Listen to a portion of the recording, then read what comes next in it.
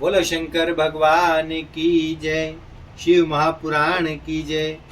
द्विजेश्वर अवतार। भद्रायु नाम का एक राजा था। वह शिव जी का भक्त था। शिव जी ने उसके लिए द्विजेश्वर नाम से अवतार लिया था। वह कथा ध्यानपूर्वक सुनिए। श्री शंभ रूपी शिव के प्रभाव से उसने शत्रुओं के राजा भद्रायु पर विजय प्राप्त की थी। भगवान शिव ने भद्रायु को श्रीशंभ के प्रभाव से ही उत्पन्न किया था। उसने बाद में राजा चंद्रागद की पुत्री सीमांतनी से विवाह किया। वह अपनी पत्नी को लेकर वन में विहार करने चला गया। वन में शिव पार्वती उसकी परीक्षा लेने आए। शिव पार्वती ने द्विज दंपति का रूप धारण कर लिया। उन्होंने अपनी माया से एक सिंह को उत्पन्न किया और राजा भद्रायु के पास जाकर बोले, इससे हमारी रक्षा कीजिए। जैसे ही राजा भद्रायु ने धनुष उठाया तो माया में सिंह ने झपट कर ब्राह्मण की पत्नी को पकड़ लिया। वह राजा के बाणों को झेलता हुआ भी ब्राह्मण की पत्नी को लेकर भाग गया। ब्राह्मण की पत्नी रोती चिल्लाती हुई बोली, हे स्वामी, हे प्राणनाथ, मुझे बचाइए। स्त्री का अपहरण हो जाने पर ब्राह्मण जोर जोर से चिल्लाने लगा और रोने लगा।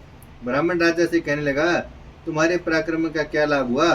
तुम जंगली पशुओं से मेरी पत्नी की रक्षा न कर सके। जो क्षत्रिय राजा अपनी जनता की रक्षा का सामर्थ्य नहीं रखता, उसके जीवित रहने का क्या लाभ है?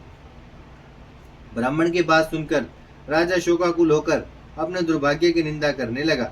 वह विचार करने लगा, आज प्रारब्धवश मेरी शक्ति नष्ट हो गई, मुझे अब अपने प्राणों का त्याग कर देना चाहिए।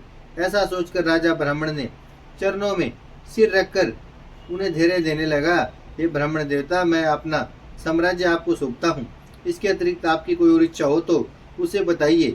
यह सुनकर ब्राह्मण ने राजा से कहा, हे राजन, अब मेरी पत्नी नहीं रही, अतः तुम अपनी रानी को मुझे सौंप दो।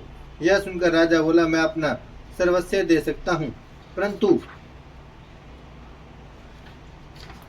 परंतु परंतु स्त्री नहीं। पराई स्त्री का सेवन तो घोर अपराध माना गया है।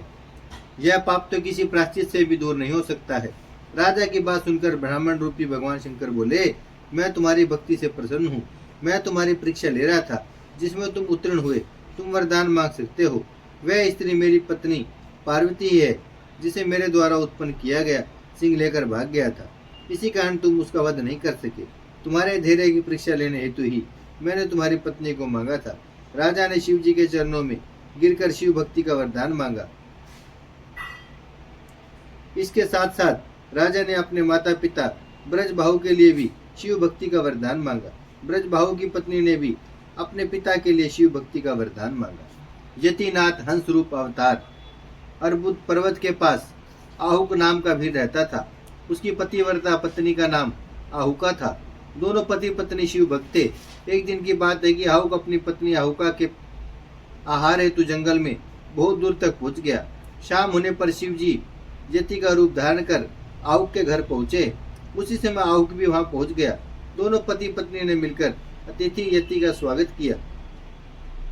यति रूपी शिव जी आहुक भील से बोले, क्या मैं एक रात्रि आपके यहाँ ठहर सकता हूँ?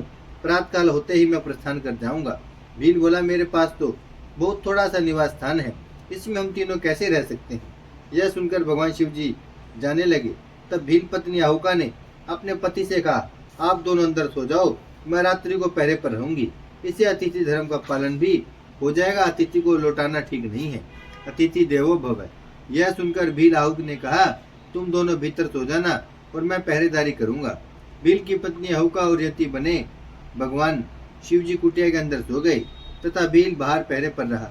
रात्रि में वन्य पशुओं ने भील को मार दिया। प्रातःकाल होने पर जब यति और भील की पत्नी आहुका ने भील को मृत पाया तो वे दोनों बहुत दुखी हुए। यति को दुखी देखकर भील की पत्नी आहुका ने उनसे कहा, आप दुखी ना हो, क्योंकि मेरे पति ने धर्म पर आरूढ़ रहकर अपने प्राणों की आहुति दी है। मैं पतिव्रत धर्म के अनुसार सती हो जाऊंगी। आप निश्चिंत होकर अपने गंतव्य स्थान को जा सकते हैं। भील पत्नी आहुका जब चिता बनाकर सती होने लगी तो भगवान शंकर अपने असली रूप में प्रकट हो गए। उन्होंने उन्हें वरदान दिया कि अगले जन्म में तुम दोनों राजा रानी बनोगे और मेरा सन्यासी रूप वाला शरीर हंस बनकर तुम्हारी सहायता करेगा। शिव जी के आशीर्वाद से भील राजा होकर निषाद देश में उत्पन्न हुआ। उसका नाम नल पड़ा। उसकी पत्नी आहुका विदर्भ राजा की पुत्री दमयंती के नाम से उत्पन्न हुई। भगवान भोलेनाथ ने हंस का रूप धारण कर नल दमयंती का विवाह कराया। शिव जी का हंस रूप और यति रूप अवतार परम कल्याणकारी है। इसको सुनकर मनुष्यों को परम गति प्राप्त होती है। कृष्ण दर्शन अवतार इक्ष्वाकु वंश में शरद देव की 9वीं पीढ़ी में राजा नभग का जन्म हुआ। उनके यहाँ विष्णु भक्त अम्बरीश और नभग नाम 2 पुत्र उत्पन्न हुए। अब उन्हीं अम्बरीश के पितामह नभग का चरित्र सुनो। उन्हें स्वयं भगवान शंकर ने वरदान दिया था।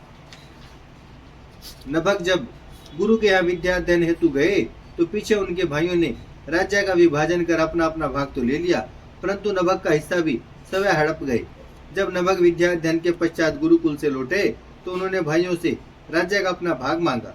भाइयों ने कहा, राज्य का विभाजन करते समय आपके यहाँ ना होने के कारण हमें आपका ध्यान नहीं रहा। अब जो कुछ है वह पिताजी के पास है, उन्हीं से अपना हिस्सा मांग लो। जब नभग पिता के पास गए तो पिताश्री बोले, तुम्हारे भाई ने तुम्हारे साथ छल कपट से काम लिया है। मैं तुम्हें एक उपाय बताता हूँ। तुम विधान और वेद वेदांग में निपुण हो। मुनि अंगीरस एक यज्ञ कर रहे हैं। उन्हें हर 6ठे दिन मोह घेर लेता है, जिसके कारण उनका यज्ञ पूरा नहीं हो पा रहा। तुम वहां जाकर उनके यज्ञ को अपने ज्ञान द्वारा वेद मंत्रों से पूर्ण कराओ। इसके बाद वे स्वर्ग को चले जाएंगे तथा शेष बचा हुआ सभी धन तुम्हें देकर संतुष्ट करेंगे। नभग खुशी खुशी अंगीरस ऋषि का यज्ञ पूरा कराने के लिए गए। अंगीरस ने नभग का स्वागत किया। उन्होंने वहां स्पष्ट रूप से 2 वेद सूक्तों का उच्चारण किया। यज्ञ की समाप्ति पर अंगीरस ब्राह्मण ने अपने यज्ञ का अवशिष्ट धन नभग को प्रदान कर स्वर्ग को प्रस्थान कर गए। उसी समय भगवान शिव जी कृष्ण दर्शन रूप में प्रकट होकर नभग से बोले, हे नभग, यज्ञ के अवशिष्ट भाग पर तो मेरा अधिकार है, इसे तुम ग्रहण नहीं कर सकते। सत्य सत्य बताओ, तुम्हें यहाँ किसने भेजा है? नभग ने उत्तर दिया, इस धन को ऋषि अंगीरस ने मुझे प्रदान किया है, इसलिए यह धन मेरा है। आप कौन है जो मुझे इसे लेने से रोक रहे हैं? इस सत्य बात को सुनकर परमात्मा कृष्ण दर्शन ने कहा, हम दोनों के इस विवाद में आपके पिता ही प्रमाण है। तुम उनसे जाकर पूछो, वे जैसा कहेंगे वैसे ही हम मान लेंगे। यह सुनकर नभग अपने पिता के पास गए। उनके पिता मुनि श्रद्धा देव ने बताया कि वे पुरुष और कोई नहीं बल्कि स्वयं भगवान शंकर हैं। यज्ञ की विशिष्ट वस्तु उन्हीं की होती है। यदि वे कृपा करेंगे तो वह तुम्हें मिल सकती है। तुम उनकी स्तुति करो, उनसे क्षमा याचना करो। वे अखिलेश्वर प्रभु यज्ञ के अधिवक्ता हैं। ब्रह्मा विष्णु आदि यज्ञ देवता उन्हीं के आदेश पर कार्य करते हैं। नभग ने भगवान शंकर के पास पहुंचकर अपने अपराधों की क्षमा मांगी और उनकी स्तुति करने लगे। शिव जी बोले कि तुम विकार रहित होकर सभी सुखों का उपभोग करो। इतना कहकर वे अंतर ध्यान हो गए। बोलो शंकर भगवान की जय। भजमन नारायण नारायण नारायण, श्रीमन नारायण नारायण नारायण, लक्ष्मी नारायण नारायण नारायण, सत्य नारायण नारायण नारायण।